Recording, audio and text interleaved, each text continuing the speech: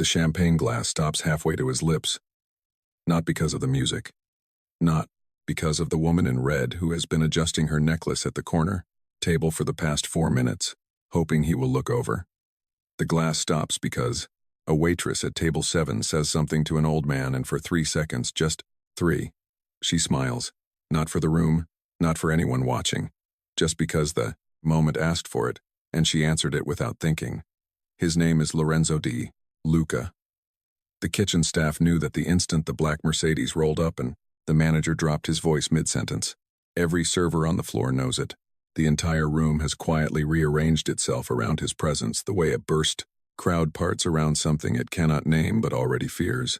He controls shipping from Naples to Long Beach, private gaming operations, and offshore accounts spread across the West Coast through businesses that exist only as paperwork.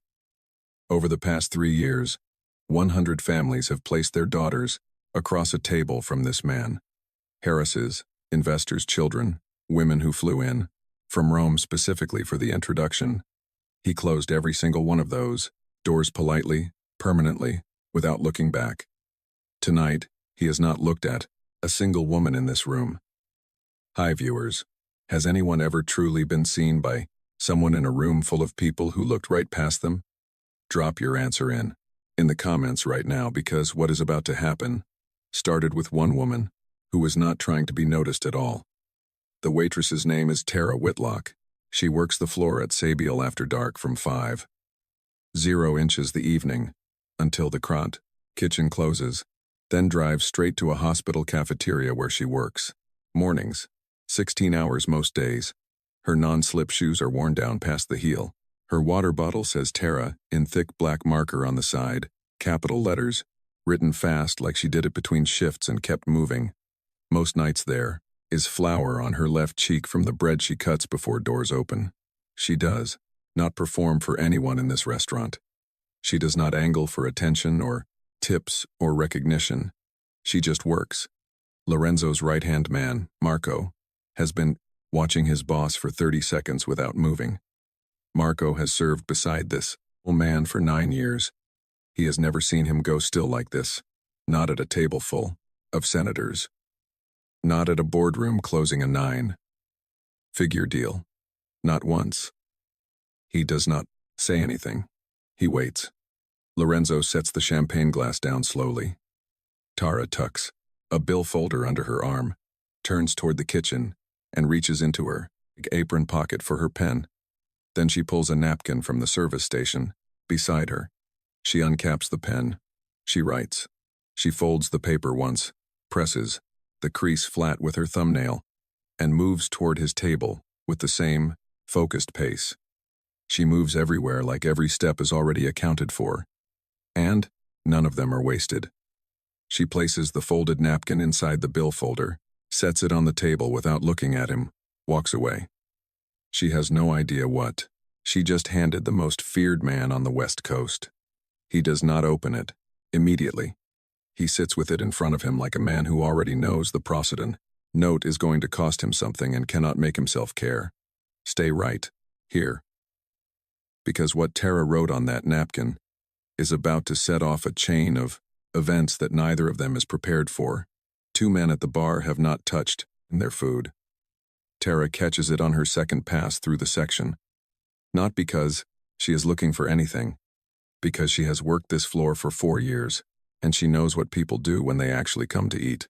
They look at the menu. They check their phones. They lean in toward whoever is talking at their table. These 2 men do none of that. Both in suits, drinks untouched. Eyes moving across the room in a slow, measured sweep that has nothing to do with reading the room for entertainment. Their hands stay inside their jackets. They have not moved them once since sitting down. She keeps walking, drops a check, refills a glass, comes back around, still watching him. She takes a napkin from the side station, writes 4 words, folds it once, tucks it inside a bill folder, and sets it on Lorenzo's table without breaking her stride, without a change in her face, without looking at him directly. The men behind you are not customers. She walks away. He does not open it right away. He finishes a Sentence, adjusts his cufflink, takes one slow sip of water, then he lifts the folder, reads, and sets it back down without a single change in his expression. He stares at it the way a man stares at something that just confirmed a fear he was already carrying. 45 seconds later, two of his men are standing somewhere, different than before. The shift is quiet, unhurried. The two men at the bar notice anyway. One stands, one reaches inside his jacket. The room breaks open, all at once. Chairs drag backward across tile. A glass comes off the bar. A scream cuts through from the kitchen. Tara grabs the nearest table with both hands as bodies push past her in every direction. A weapon appears for 2 seconds. A guard is faster. The back door takes the frame hard enough to split the trim. Then the alley takes both men and the room goes sharp and silent. Police arrive in 4 minutes. Lorenzo is already outside, standing beside the Mercedes, completely still, not a thread out of place. One of his men speaks, quietly near his ear. He nods once. He does not ask who wrote the note. He already knows. Someone on that floor read the room before his own security did, and moved before anyone else had time to think. He files it exactly where it belongs. He never loses a name. Once he has placed it, he comes back the following week. Same table, same hour, and this time for the first time in 9 years of sitting across from people who want things from him. He speaks first. Why did you warn me? He is already seated when she starts her section. No, greeting. The question is just there on the table, placed with the same patience as everything else he does, like he has been holding it for a full week, and is now setting it down. Tara does not stop wiping the surface beside him. Because someone was about to get hurt. You know who I am? Yes. And you helped anyway. She sets the cloth flat and looks at him for the first time without a table between them as a reason. Violence does not stop to ask who is innocent before it lands. Whatever your fight was, the kitchen staff did not sign up for it. The family at table 4 did not sign up for it. That old man I was serving water to did not sign up for it. She picks the cloth back up. I was not helping you. I was keeping them out of it. He is quiet for a moment. That is a very deliberate answer. It is the honest one.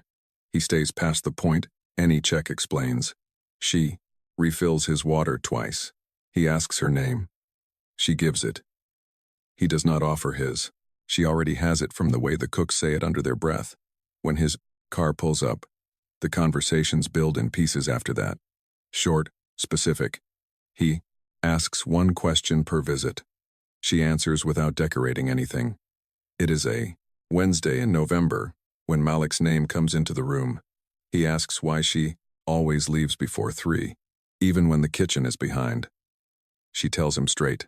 Chronic kidney disease. Dialysis 3 times a week. A hospital copay schedule. She runs against the hospital cafeteria shifts to cover. An insurance denial from 8 months ago. She is still fighting every week without a single missed round. He does not interrupt once. That is the first thing she did not expect from him. The second is what he says the moment she finishes. My sister died in a restaurant. Flat, careful. The way people say something they have rehearsed. Alone so many times the words have worn smooth. But the weight underneath them has not moved an inch. She does not rush him toward the next part.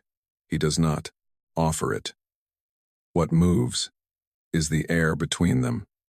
2 people who have each carried loss alone long enough to recognize the exact posture of it in someone else. She does not know what to do with that recognition. So she refills his water one more time. He sets the glass down slowly. Then he asks, what is the one thing you want most right now? She does not answer immediately. And what she says, when she finally does quietly without any drama attached to it, is the last thing a man like him expected to hear. Keep watching, because her answer opens a door that neither of them will be able to close again. She sends him the hospital, cafeteria address at 6:47 inches the morning. No explanation, no time. Just the buyer, address, and one line after it. Shift starts at 8. She tells herself it is because it is the only opening in her schedule. And that is true, but it is not the whole truth. Men who move through the world the way Lorenzo De Luca moves do, not sit in hospital cafeterias under fluorescent lighting on plastic chairs next to people in yesterday's clothes. They do not eat hot tray food that apologizes for itself. They do not wait. If he walks through that door, and his eyes do one slow sweep of the room, just one, she will have the answer she needed before he opens his mouth. He walks through the door at 7:58. He sits down in a plastic chair. He does not look at the room. She comes through the service door with 2 coffees. Dark roast burned at the bottom of the carafe, $2 each. She sets both on the table and sits across from him. He wraps both hands around the cup, without a single word about what it tastes like or costs. Without glancing once at what surrounds it, she notices. They talk without the restaurant floor, between them for the first time. He asks about Malik the way he asks everything. Clean, no softening built in. Age diagnosis. How long in treatment? She answers, without editing a single word. 18 years old. Chronic kidney disease. Diagnosed. At 15. 3 years of dialysis. 5 hospitalizations. 1 surgery covered. 1 denied twice. The math is constant, she says. Every single month, I sit down and decide which bill gets a little less this time. He does not say he can fix that. She would have left if he had. She would have picked up both coffees, walked back through the service door, and that would have been the end of it. He just sits with what she said. Then she stands to carry 2 trays back to the return station. He is on his feet before she reaches for them, takes both from her hands and stacks them with the absolute confidence of a man who has never stacked a cafeteria tray in his life. Bottom tray facing the wrong direction, edges misaligned, the whole thing leaning. She takes them back, restacks them, in 4 seconds. He watches every single motion, like it is important information. His watch probably costs more than 2 months of her rent. She is certain of it. Something escapes her before she can stop it. Small, honest, a laugh that was out the door before she decided to let it go. He looks up fast. She sets rule before either of them can pretend this is just 2 people sharing bad coffee. Whatever this is, you tell me the truth every time. No playing angles. No, using your world to back me into places I never agreed to go. He holds her eyes without looking away. Agreed. She nods once, picks up the trays, and goes back to work.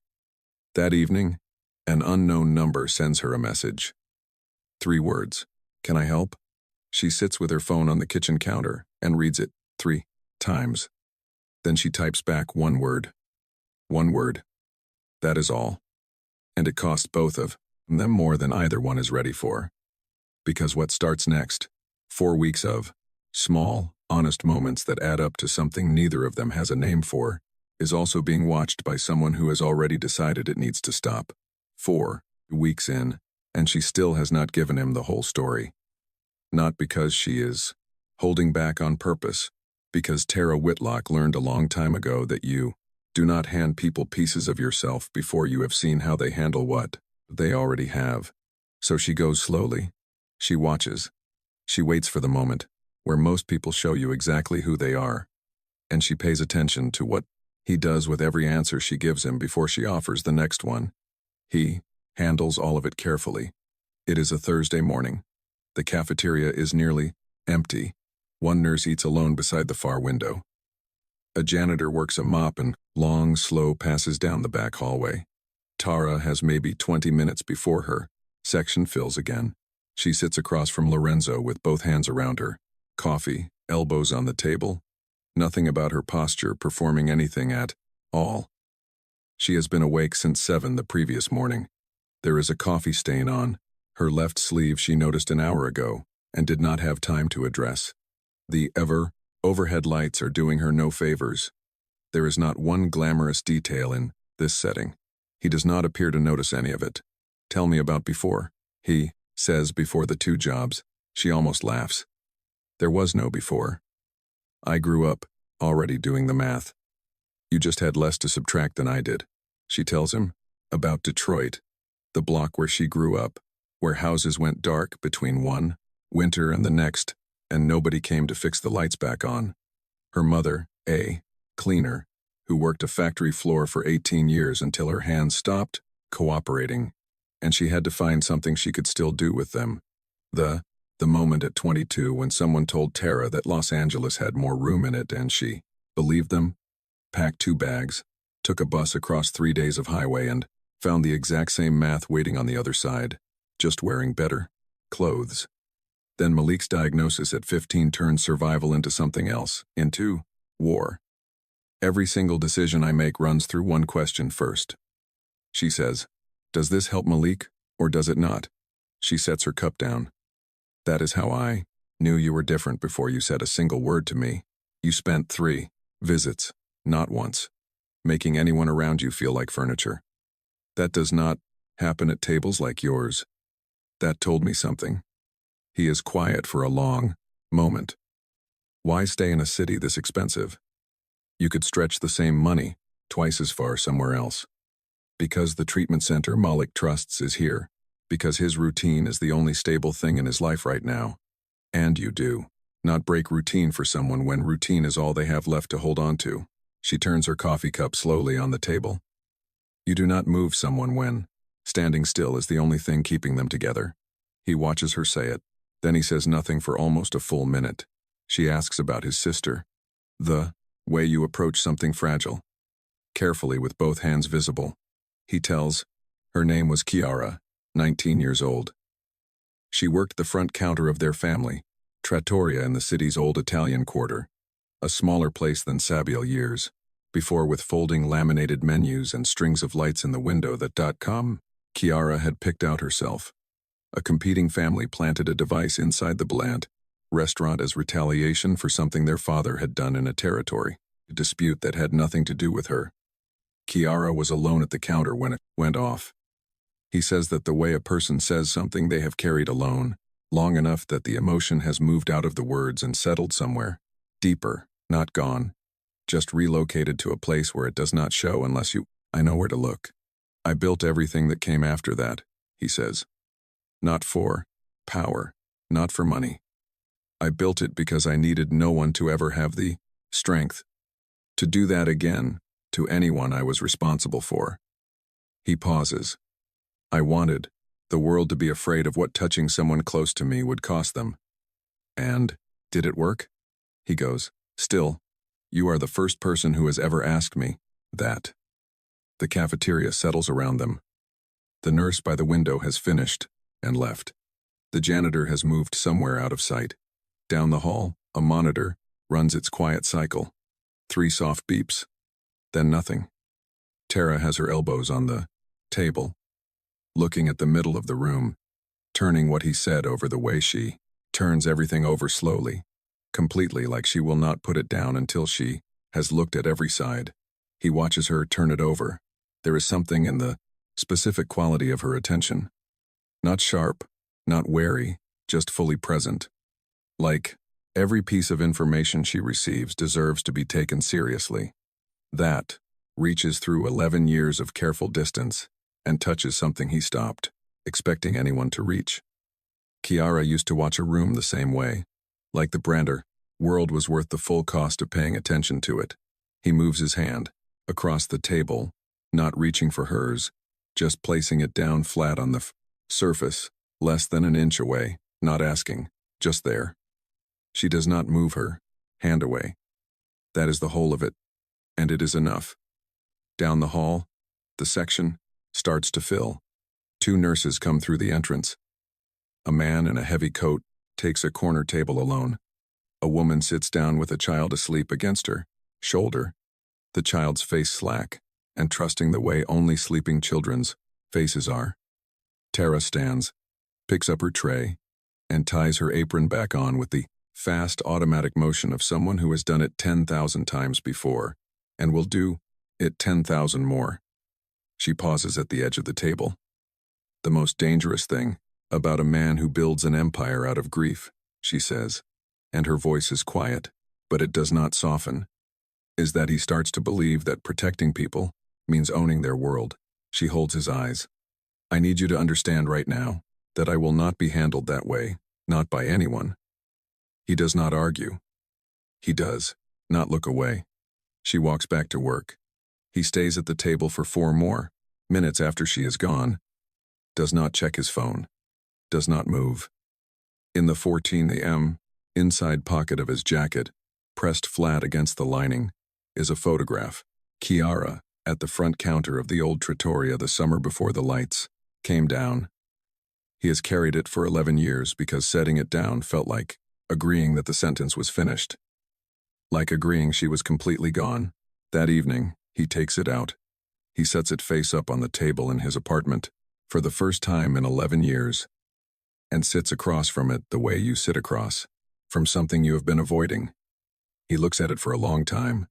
Then his private phone lights up on the table beside it. A message from a number he does not recognize. No name, no greeting. Marked urgent in the subject line. 3 words inside. He reads them once. Then again.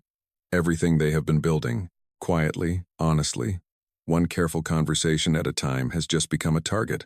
Someone inside his own circle has been watching every single meeting, and they have already made their first move. Stay with us, because what happens next will test everything Tara stands for and reveal exactly how far Lorenzo De Luca is willing to go to keep her safe in a world that was never designed to include her. The message on his private phone is a name, not a threat, not a warning, just a name. 12 characters, no punctuation, no sender attached to the number. Lorenzo reads it once, sets the phone face down on his desk, and sits with his hands flat on the surface for 40 seconds.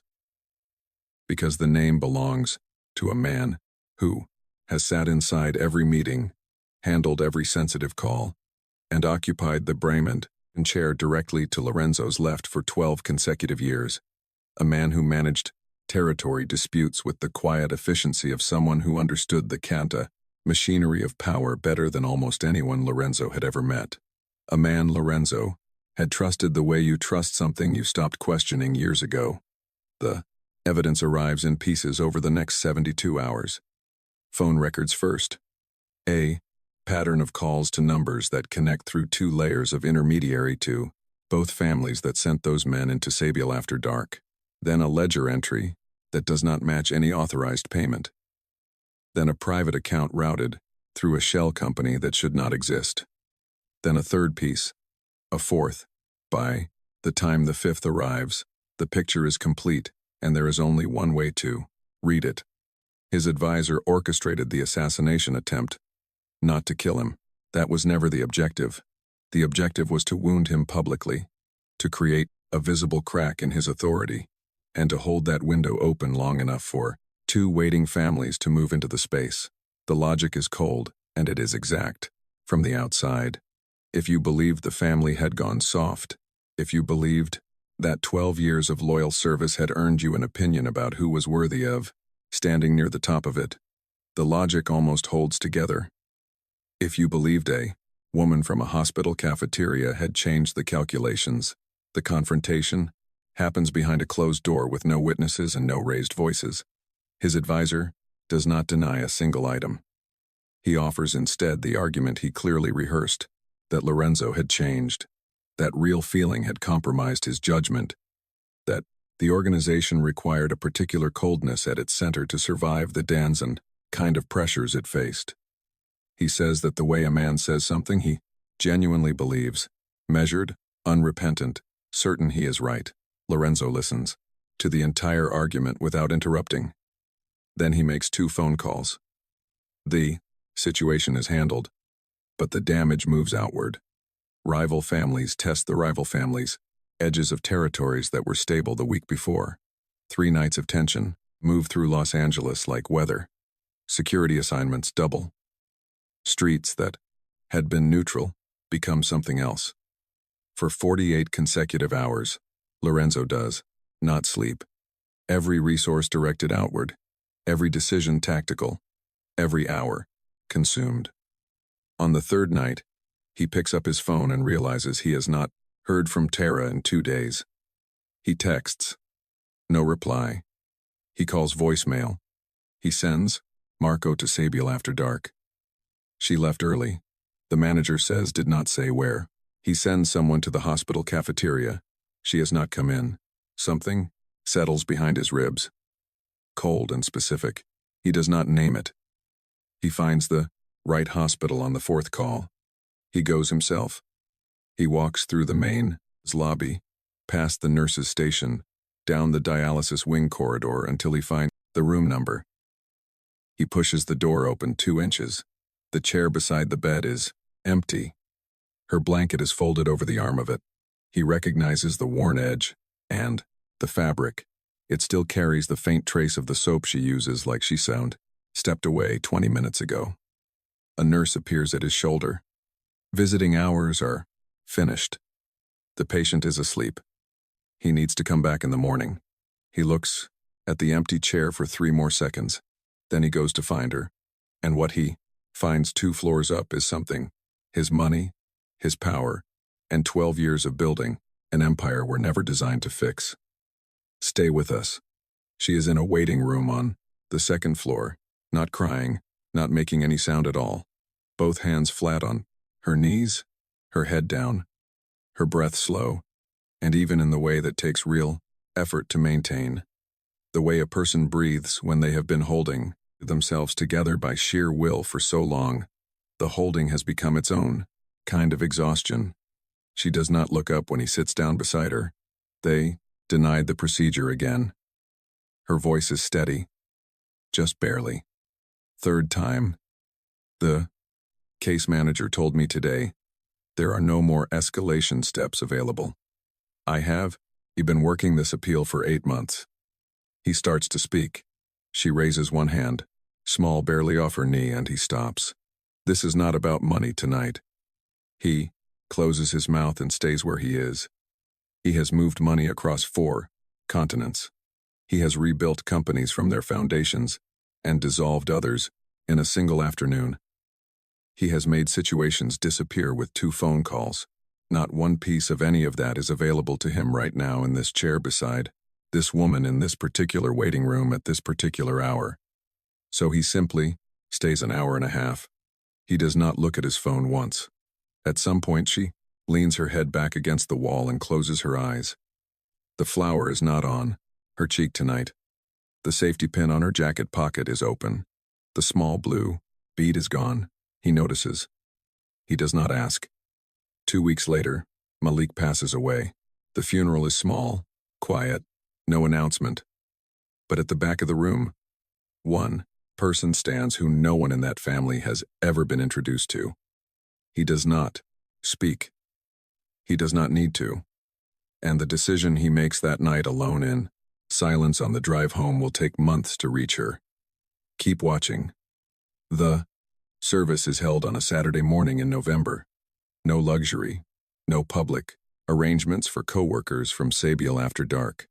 A pastor who baptized Malik at 7 years old and has known his face longer than almost anyone in the room. A handwritten playlist on a folded piece of notebook paper. Songs Malik chose himself. Given to Tara 2 months earlier, on a day when he already knew how the math was going to end and wanted to make sure she had this one thing exactly right. Lorenzo stands at the back of the room in a dark coat. He does not approach the family. He does not introduce himself to anyone.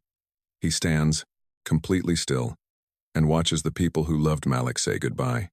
And when the service ends, he slips out before the family reaches the aisle. He does not look for her eyes. She sees him anyway. She does not say anything. Not then. Not later. Not when she tries to work out why. It simply felt like the kind of grief that deserved to be respected from across the room. Like going closer would have changed what it was. 3 days after the funeral, a sealed envelope arrives at her. 2 apartment door. Inside, documentation. 3 hospital partnership agreements. A charitable fund already active covering dialysis treatment for patients without coverage across Los Angeles. Hundreds of families on the intake list. The donor, line reads anonymous. The administrative signature is initials only. She knows. The handwriting. She holds the envelope for a long time. Then she sets it on the table beside Malik's playlist. Then she turns the envelope over, and on the inside flap in very small letters. She missed the first time. There is one more line. Stay with us, because what that line says and what Tara does with it is where this whole story has been heading from the beginning. She does not reach out, not right away. She does not have words yet that are the right size. Think. You is too small, and also too large, and also not entirely accurate. She is living the way people live right after a loss. All the daily machinery still running. Grief riding beside it like a passenger she did not invite but cannot remove. She thinks about the advisor. She never learned his name. She knows something was handled. She knows the city held its breath for 3 nights, then let it go. She knows that a man built an empire to protect the people closest to him, and was nearly taken apart by the one thing that empire was never designed to defend against. Real trust given to the wrong person. Justice came, without an audience, without a press release, without anyone photographing the moment it arrived. One night, her phone lights up from an unknown number. 1 line only. You were right about one thing. Violence spreads. She reads it twice, sets the phone face down on the counter, stands at her kitchen window for a long time, looking out at a city that has never once offered her anything for free. Across the city, a man opens a file labeled "Cleanup" on his laptop screen. He sits with it for almost a full minute. Then he closes it. He does not delete it. He does not act on it. He just leaves it there and walks away from the desk. 6 months from now, something is going to begin in a small dialysis center in East Los Angeles, and Tara Whitlock is going to be there, not as a patient, not yet, as a nurse, as something the system never made room for, and she had to build herself. The final is next, and it is the one this entire story was built toward. 6 months later, the dialysis center processes its first full cohort. 47 patients across 3 hospital partnerships in Los Angeles. A program coordinator hired, a second hospital signed, the waiting list moving not fast, not perfectly, but moving the way real things move when someone has built them to last instead of built them to look good. Tara is there on a Tuesday afternoon, not as a patient. Her nursing program application is submitted and waiting. She is there because the coordinator called and asked if anyone with direct patient experience was willing to help orient new families through the paperwork. She said yes before the sentence was finished. She sits across from a mother who cannot parse what the insurance forms are asking. Tara explains it calmly. Specifically, no softening what is hard. No rushing past what needs to be understood. Just the truth delivered in plain words. The same way she has always delivered every truth she has ever had to carry. The mother's shoulders drop. She exhales for the first time since sitting down. Tara smiles. Outside, the window, a black car is parked at the far end of the block, not close enough to be noticed. Far enough back that no one inside the building would connect it to anything. The window is down. The man inside watches the light coming through the glass. The specific warmth of a room full of people doing work that matters, work his money made possible, but that his name would only complicate. He stays for 2 minutes. Then he drives away before she can turn toward the window. That evening, Tara retrieves the envelope from beside Malik's playlist. She reads the administrative page one more time. Then she turns it over and reads the line on the inside flap that she almost missed. Sometimes love arrives as change that saves strangers. She folds the envelope closed, sets it back down, picks up her keys.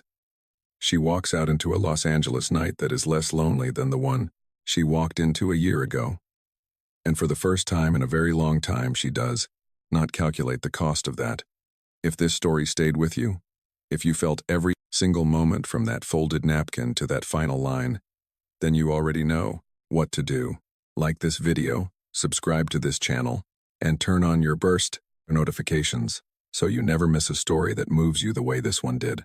Every week there is a new story on this channel that is built exactly like this. 1. Real emotion, real stakes, and an ending worth staying for. Now, drop a comment below and tell me which moment hit you the hardest. Was it the note at the restaurant? The hour he sat silent in that hospital waiting room without once checking his phone?